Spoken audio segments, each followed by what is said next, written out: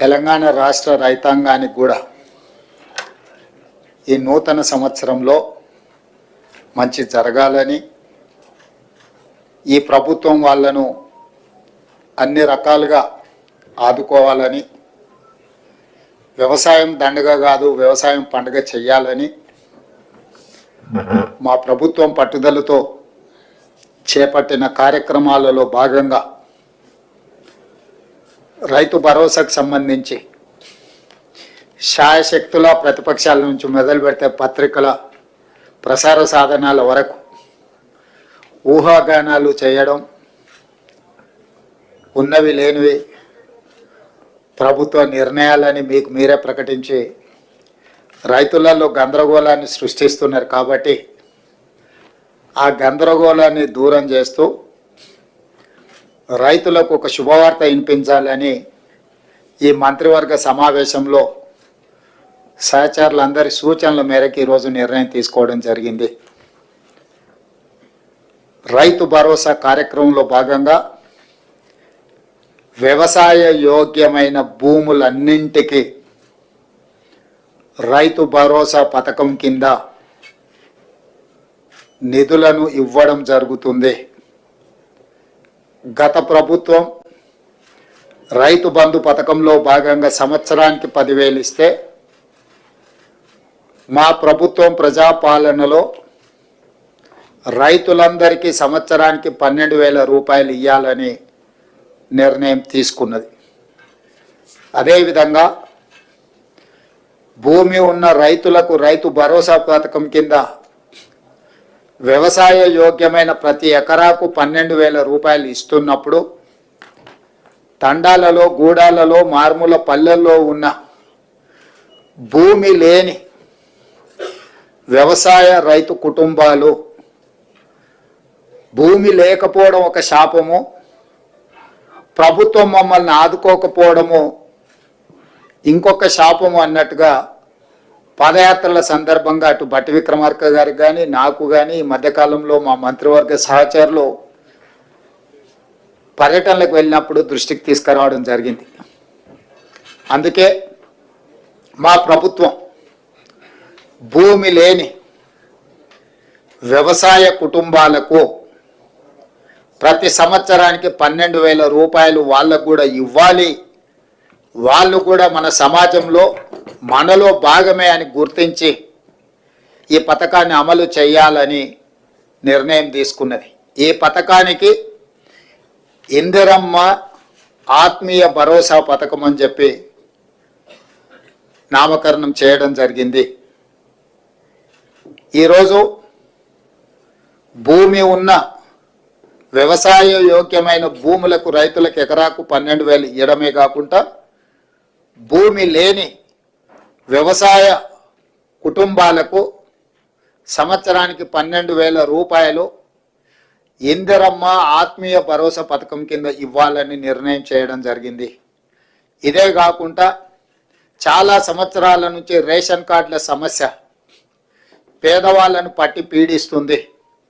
అందుకే ration card లేని అందరికీ నూతన రేషన్ కార్డులు ఇవ్వాలని కూడా ఈ మంత్రివర్గ సమావేశంలో నిర్ణయం తీసుకోవడం జరిగింది.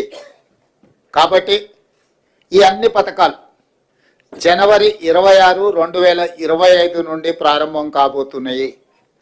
జనవరి 26, 2025కు ఒక ప్రత్యేకత ఉన్నది. మన రాజ్యాంగం అమలు జరిగి డాక్టర్ బాబాసాహెబ్ అంబేద్కర్ గారు మన రాజ్యాంగాన్ని ప్రసాదించి అమలు చేయబట్టి 75 సంవత్సరాలు పూర్తి చేసుకుంటున్న సందర్భంగా జనవరి 26, 2025 నుంచి పథకాలను అన్నింటిని కూడా అమలు చేయాలి అని చెప్పి మా ప్రభుత్వం నిర్ణయం తీసుకున్నది. అదేవిధంగా వ్యవసాయ యోగ్యం కాని భూములు అంటే రాళ్ళు రప్పలు గుట్టలు రోడ్లలో పోయిన వాటికి, లేదా మైనింగ్ చేస్తున్న భూములకు, లేదా నాలా కన్వర్షన్ రియల్ ఎస్టేట్ వెంచర్లు పరిశ్రమలకు తీసుకున్న భూములు, అదేవిధంగా రైతుల నుంచి ప్రభుత్వం సేకరించిన భూములకు రైతు భరోసా వర్తింపజేయము. ఎలాంటి గందరగోళం ఉండాల్సిన పని లేదు. రాళ్ళు రప్పలు గుట్టలు రోడ్లకు, అదేవిధంగా పరిశ్రమలకు లేదా రియల్ ఎస్టేట్ వెంచర్లుగా మారిన భూములకు రైతు భరోసా ఇవ్వబడదు. దీనికి సంబంధించి మా రెవెన్యూ అధికారులు గ్రామాల వారీగా సమాచారాన్ని సేకరించి గ్రామ సభల ద్వారా ప్రజలకు వివరించడం జరుగుతుంది. కాబట్టి ఈరోజు ఎవరైనా పరిశ్రమలుగా మారిన భూములు కానీ రియల్ ఎస్టేట్ వెంచర్లు జరిగిన భూములు కానీ ప్రభుత్వం సేకరించిన భూములు, ఆల్రెడీ ప్రజల నుంచి ప్రభుత్వం సేకరించిన భూములు ఉన్నాయి. కానీ రెవెన్యూ రికార్డులలో ధరణిలలో లోపాల వల్ల కొంతమందికి ఆ రకంగా కూడా రైతు భరోసా పథకము గతంలో నిధులు చేరినాయి. కాబట్టి దయచేసి మీరే స్వచ్ఛందంగా ముందుకొచ్చి ప్రభుత్వానికి ఆ వివరాలు అందించడం ద్వారా ప్రభుత్వానికి సహకరించాల్సిందిగా వాళ్ళందరికీ మేము విజ్ఞప్తి చేస్తున్నాం.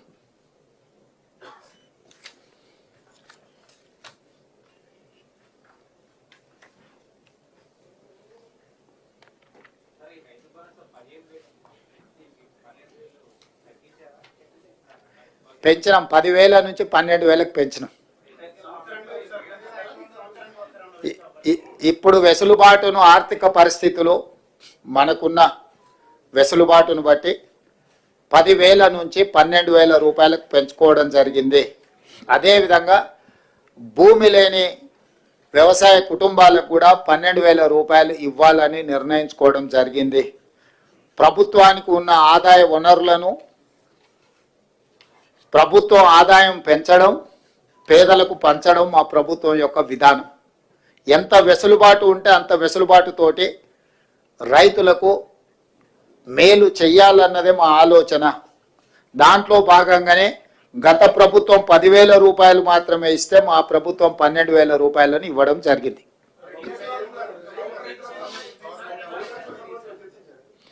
ఆ విషయాల మీద గతంలో చాలా చర్చలు జరిగినాయి. ఇప్పుడు ఎందుకు అని అంటే జనవరి 26 నుంచి అమలు చేయాలి. కాబట్టి ఇప్పుడు ఉన్న సమాచారం మేరకు, అధికారుల దగ్గర ప్రభుత్వం దగ్గర ఉన్న సమాచారం మేరకు రైతు భరోసా పథకము, రైతు ఇందిరమ్మ ఆత్మీయ భరోసా పథకాన్ని అమలు చేయాలని ఈ మంత్రివర్గం నిర్ణయం తీసుకున్నది.